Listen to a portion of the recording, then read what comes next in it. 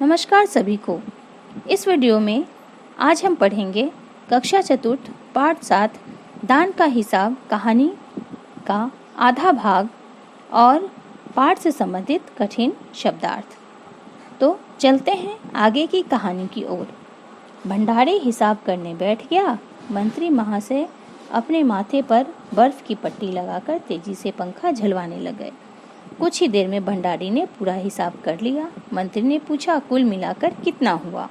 भंडारी ने हाथ जोड़कर कहा, जी 10,48,575 रुपए। मंत्री गुस्से में बोला, मजाक कर रहे हो? यदि सन्यासी को इतने रुपए दे दिए तो राजकोष खाली हो जाएगा। और जब मंत्री ने भंडारी को कहा कि 20 दिनों के दान का हिसाब करे और तो भंडारी हिसाब करने बैठ गया और इधर मंत्री जी के पसीने छूटने लग गए। उसने अपने माथे पर बर्फ की ठंडी पट्टी लगाई और नौकरों से पंखा झलवाने लगा। कुछ देर के बाद जब हिसाब उसने पूरा कर लिया, यानी भंडारी ने पूरा कर लिया हिसाब, तो मंत्री ने उनसे हिसाब पूछा। भंडारी ने बताया 10,48,575 रुपए। तो मंत्री को सुनकर बहुत गुस्सा आ गया और उसने कहा कि मजाक कर रहे हो क्या? यदि सन्यासी को इतने रुपए दिए गए तब तो राजकोष ही पूरा खाली हो जाएगा। भंडारी ने कहा, मजाक क्यों करूंगा, आप ही हिसाब देख लीजिए। यह कहकर उसने हिसाब का कागज मंत्री जी को दे दिया। हिसाब देखकर मंत्री जी को चक्कर आ गया।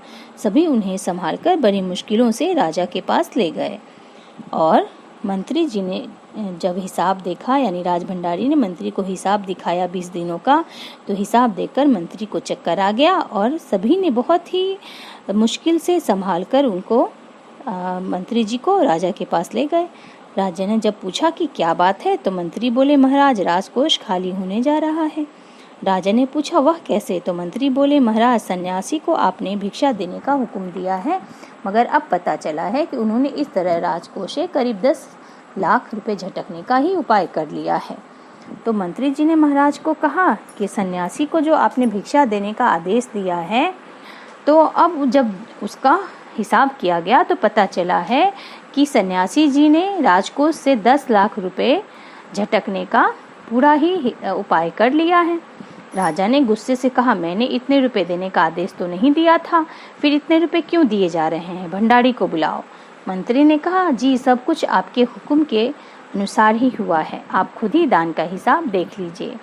और जब मंत्री ने सारी बातें बताई राजा को, तो राजा ने गुस्से से कहा कि मैंने इतने रुपए देने का आदेश तो नहीं दिया था, फिर इतने रुपए कैसे दिए जा रहे हैं? भंडारी को बुलाया जाए। तब मंत्री ने कहा कि आपके हुक्म से ही सब हुआ है, आप खुद ही दान का हिसाब देख लीजिए। और इसके बाद मंत्री ने महाराज को दान का हिसाब दिखा दिया।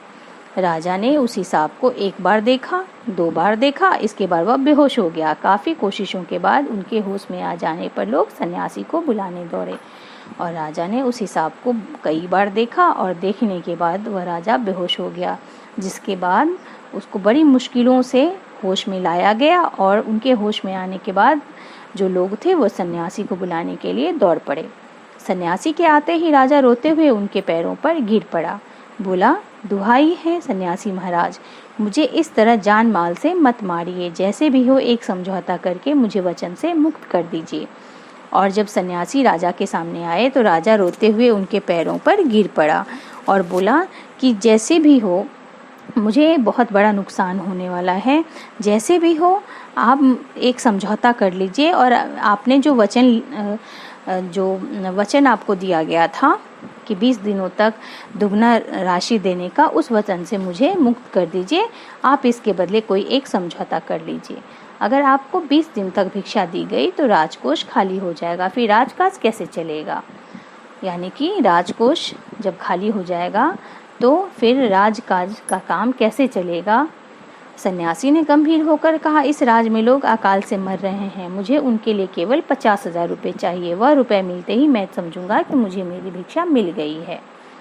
तब सन्यासी गंभीर हो गया राजा की बात सुनने के बाद और कहा कि इस राज में लोग अकाल से मर रहे हैं, मुझे उनके लिए केवल 50,000 रुपये चाहिए। और जब 50,000 रुपये मिल जाएगा तो मैं समझूंगा कि मेरी भिक्षा मुझे मिल गई, यानी पूरी भिक्षा मुझे मिल गई। राजा ने कहा, परंतु उस दिन एक आदमी ने मुझसे कहा था कि लोगों के लिए 10,000 रुपये ही बहुत होंगे। लेकिन तब राजा ने कहा कि कुछ दिन पहले कुछ लोग आए थे, उन्होंने कहा था कि 10,000 रुपये ही उन लोगों के लिए काफ़ी हैं। तो सन्यासी ने कहा मगर आज मैं कहता हूँ 50,000 से 1 पैसा कम ना लूँगा।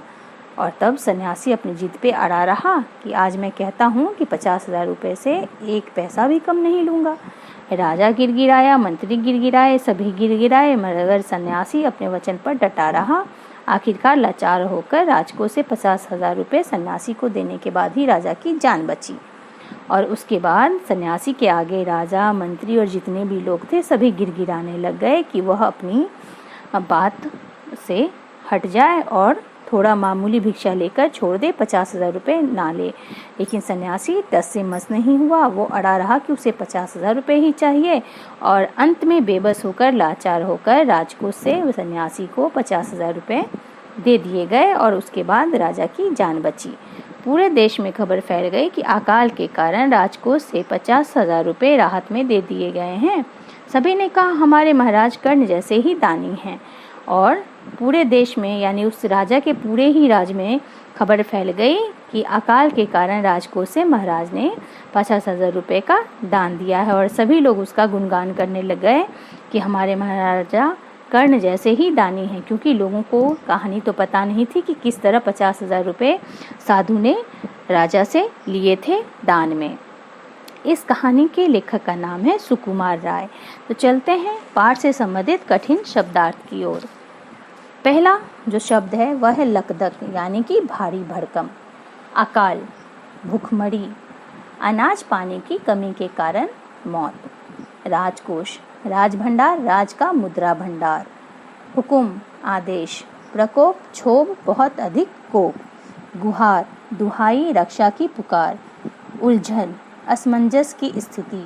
प्रसिद्धि, ख्याति। भिक्षा, दीनतापूर्ण की जाने वाली याचना।